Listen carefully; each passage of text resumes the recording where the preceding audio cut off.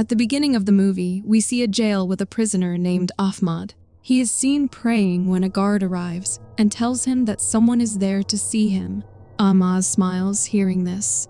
The story then shifts to 7 months earlier. Ahmad is shown praying at home. He is an Ustadz who preaches about God. He has 2 daughters, Naila and Yasmin, and a wife named Sri. Although the family struggles financially, they seem content with what they have and are seen happily having breakfast together.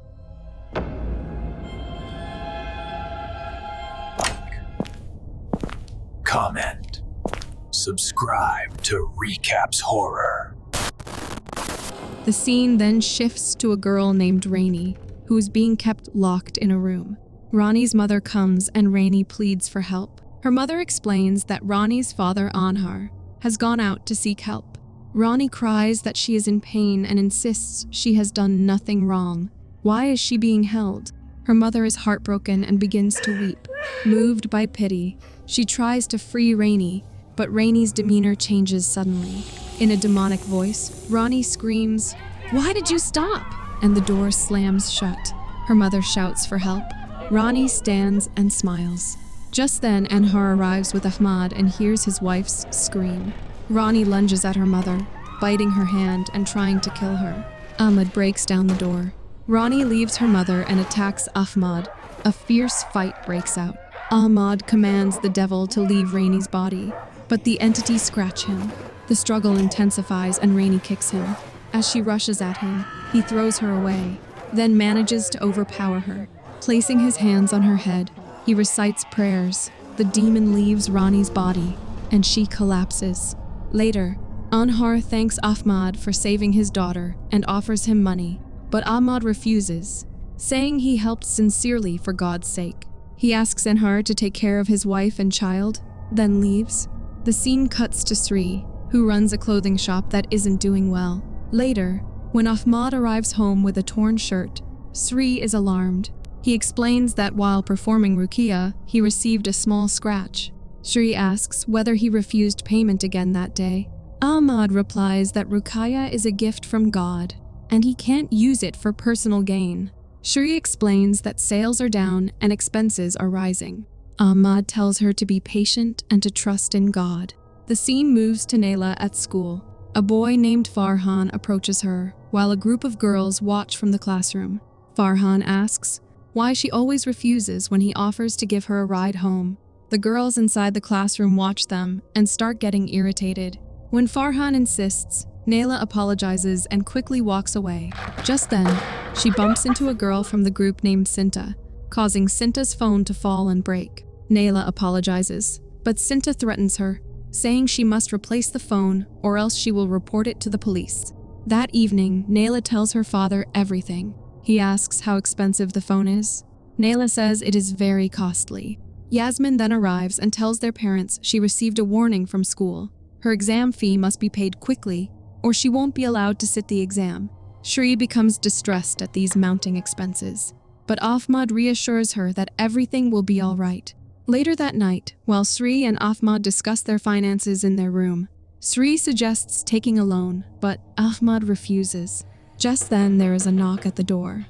Ahmad opens it to find Anhar asking for help on behalf of his boss, Timur. They go to Timur's house because his daughter Ratna is possessed.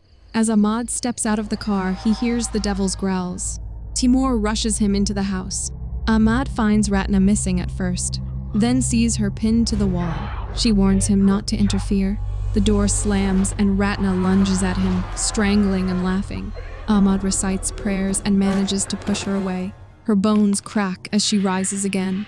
Ratna declares through the demon that the body belongs to the entity and warns Ahmad to leave, laughing maniacally. She climbs onto his back and he throws her onto the bed. Timur and Anhar enter and restrain her. In a demonic voice, Ratna threatens Ahmad. "I swear I will destroy you. You will die and go to hell." Then she turns to Timur and says, "I will collect on your promise." She screams while Ahmad places his hand on her head and recites prayers.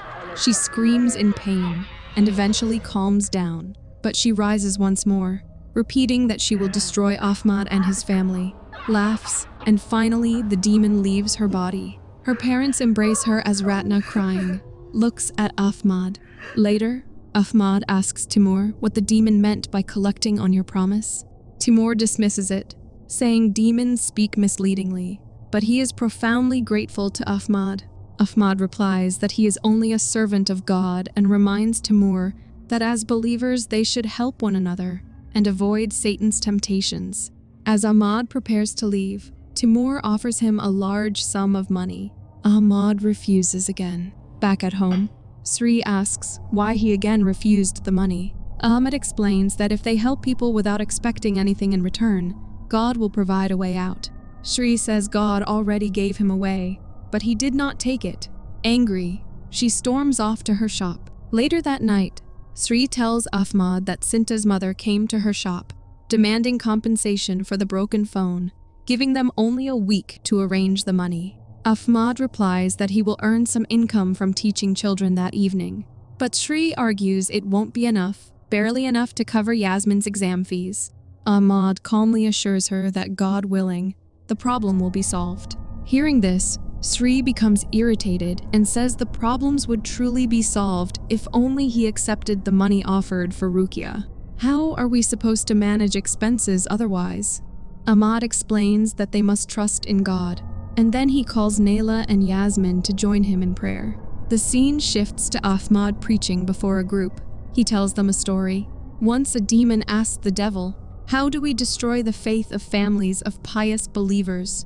The devil answered first, "Ruin the mother, overwhelm her with fatigue. When she is weak and drained of energy, strip away her gratitude and leave her with despair. Then you will see the faith of righteous families collapse through the doorway of a mother." Meanwhile, Sri is shown typing a message to her mother asking for financial help, but at the last moment she deletes it without sending. Just then, there is a knock on the door. Sri opens it and finds Ratna standing there. She introduces herself as Timur's daughter, the girl Ahmad had helped the previous day. Ratna thanks her, saying she doesn't know what would have happened if Ahmad hadn't been there. She then takes out a packet of money and requests Sri to accept it as a token of gratitude from her family. Sri accepts the money, and once Ratna leaves, she feels overjoyed with relief. The next morning, a feast is laid out on the breakfast table. Yasmin and Naila are delighted, but when Ahmad arrives, he asks how they suddenly have so much food.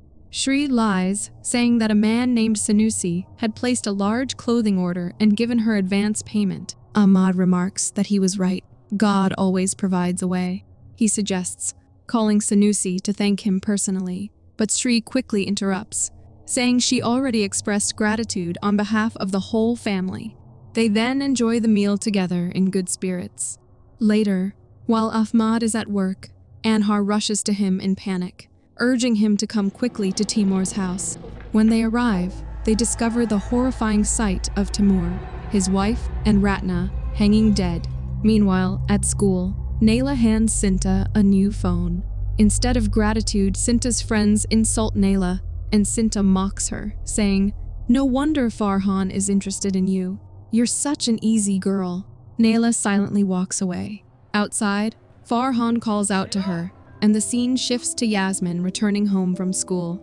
Exhausted, she lies down on her bed, but her mother warns her not to sleep, or she will miss prayer time. Sri then tells her she is going out for some work. Meanwhile, Farhan drops Naila home on his bike. On the way, he asks if she wants to be his girlfriend.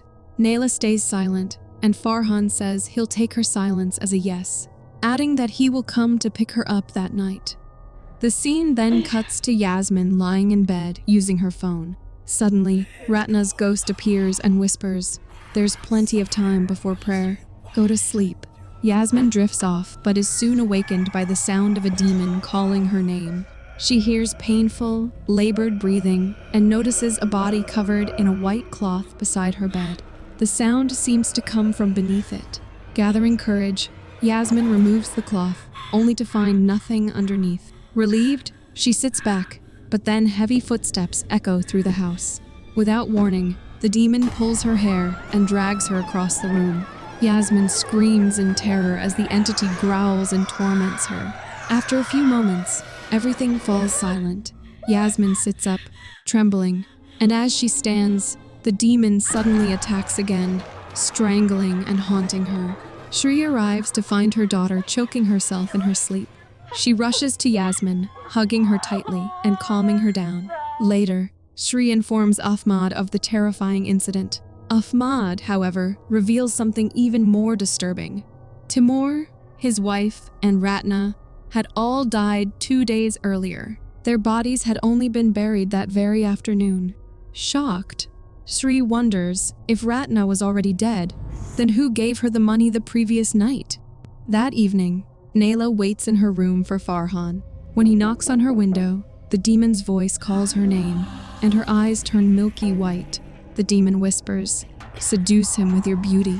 Possessed, Naila smiles, opens the window, and gazes at Farhan. He helps her climb out, and as he closes the window, the demon is briefly visible inside the room. The next morning, Yasmin calls out to Naila, telling her to hurry or she'll be late for school. But inside the room, Naila, still possessed, smiles and picks up a pair of scissors. The scene then cuts to her walking confidently down the school hallway, wearing a short skirt and no hijab.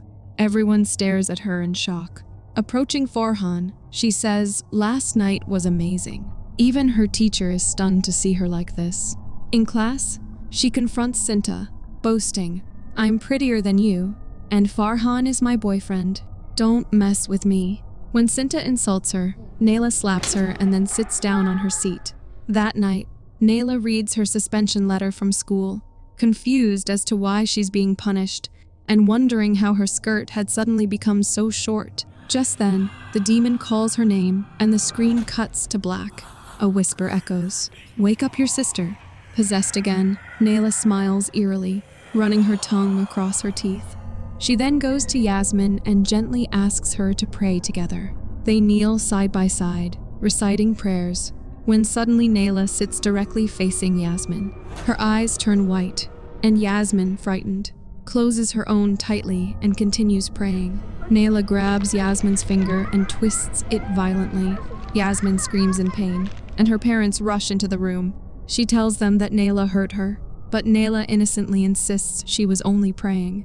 Later, Ahmad says that he doesn't sense anything unusual in the house. Yasmin insists that she's telling the truth. Ahmad replies that he knows, but if there were demons present, he would be able to sense them. He then asks her what would happen if he opened her spiritual vision. She could directly point out where the demon is. Yasmin agrees. Ahmad recites a prayer, places his hand on her head, and opens her vision. Yasmin looks around and suddenly sees Naila in demonic form. Screaming, she points at Naila, and Ahmad quickly closes her vision. Ahmad, shocked, tells her, "That's your sister. It's not possible." But Yasmin insists that he himself opened her spiritual vision, and the demon truly resides in Naila. Hearing this, Ahmad is left confused. A few months pass, and Naila realizes she has missed her periods. She discovers she is pregnant. One day, she comes out of her room looking unwell. Ahmad asks if she's okay, but she quickly retreats back to her room. At that moment, Yasmin arrives. Ahmad comments that he has noticed she rarely prays these days. Yasmin confesses she is afraid the demon will disturb her again. Ahmad reassures her that if she prays, God will protect her. As she leaves, he tells Shri to pay attention to their daughter's worship. Shri responds angrily, asking why he is scolding her. She says their daughters are now adults and know their responsibilities. If they miss their prayers, the sin is theirs alone. Ahmad argues back, saying that as parents, it is their duty to remind them. Just then, a man calls Ahmad for help. Ahmad follows him and finds a possessed girl. The demon inside her taunts Ahmad. "What happened? Ahmad? Your recitations don't work anymore?" It laughs and throws Ahmad away, declaring, "You will no longer be able to disturb us. Your prayers are now no different than those of the disbelievers." Hearing this, Ahmad is shaken and lost in thought. Later, another man approaches Ahmad with food. He offers it to Ahmad, assuring him that the food is bought with lawful money. Ahmad accepts it, saying, "It is a blessing when we eat food earned lawfully." The man then asks, what happens if someone eats food bought with unlawful money? Ahmad explains, when God forbids something, there is always wisdom behind it. If we eat food bought unlawfully, it will not turn into flesh within us. Instead, it will become hellfire inside us, and our prayers will not be accepted. These words strike Ahmad deeply, giving him a harsh realization. At that moment, Sanusi arrives, and Ahmad thanks him for buying clothes in bulk from his store. But Sanusi denies having bought anything and walks away. Suspicious, Ahmad returns home and asks Sri where the large amount of money came from. The money used for Naila's compensation, Yasmin's school fees, food, and even her new phone. Just then, Yasmin enters and sees that Naila has fainted. Together, they lay Naila on the bed. Ahmad demands the truth, and Sri tearfully confesses that Ratna gave her the money. Crying, she apologizes. Ahmad hugs her and forgives her, but tells her he must leave now as he has something important to settle. Soon after, Naila regains consciousness and confesses to her mother that she is pregnant. Crying, she apologizes. Sri embraces her, and they both break down in tears, with Sri apologizing as well. The scene then shifts to Ahmad arriving at Anhar's house, only to find Anhar's family brutally slaughtered. Suddenly, he hears Anhar calling him, and he admits, "It's all my fault. Ever since I started working with Timur, I knew his family's wealth came from a deal with the devil. In return, the devil would take their child when she turned 18. I didn't realize that the money I received from Timur would also curse my family." With those final words, Anhar dies. Just then, Rani in a demonic voice declares, "Next is you and your family, Ahmad, because your wife accepted Timur's money." She attacks Ahmad, but he fights back with prayers. The demon mocks that his prayers are useless, but Ahmad refuses to give up. With relentless faith, he continues reciting until he finally manages to drive the demon out of Rani's body. Just then, Ahmad realizes something and rushes home. Meanwhile, Sri is sitting at home when she hears the demon whispering, "It's all your fault, Sri." Demon haunts her and then vanishes instantly, but now Sri is possessed. Hearing her screams, Naila and Yasmin rush out of their room and see Sri banging the table. When Yasmin asks what she is doing, Sri turns and says, "Today is the day you die." You're still watching? Good. Like, comment, and subscribe to Recapss Horror. The sisters try to escape, but the door slams shut. Naila begins bleeding, and Sri grabs the scissors, advancing toward them. Naila throws a table at her, but Sri lunges forward, and in front of Yasmin, brutally stabs Naila to death. Yasmin prays desperately, but Sri stabs her too, though not fatally. Sri says, "Don't worry, you won't die now. I still need you." Yasmin pushes her away, and at that moment, Ahmad arrives. Seeing Naila dead, he is devastated and clutches her lifeless body, crying bitterly. He asks Yasmin, "Who did this?" And she says, "The demon." Just then, Sri, in full demonic form, rises again. Ahmad grabs a pair of scissors and brutally stabs the demon. Yasmin screams, "That's Mom, Dad!" But Ahmad realizes too late he has killed Sri. The demon had tricked him. Ahmad is shattered, realizing he has destroyed his own family. The demon has succeeded in ruining him completely. Ahmad is arrested for his wife's murder and sent to jail. The story then returns to the present day. A guard informs Ahmad that someone has come to see him. It is Yasmin. She tells him that today is her first day of high school.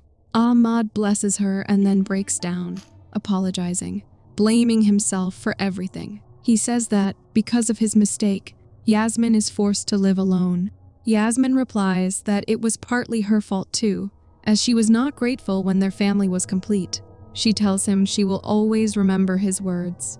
God will always protect and guard his people. They both cry, and Ahmad asks her to take care of herself. As he rises to leave, Yasmin suddenly transforms into a demon and hisses, "How does it feel to be ruined and defeated?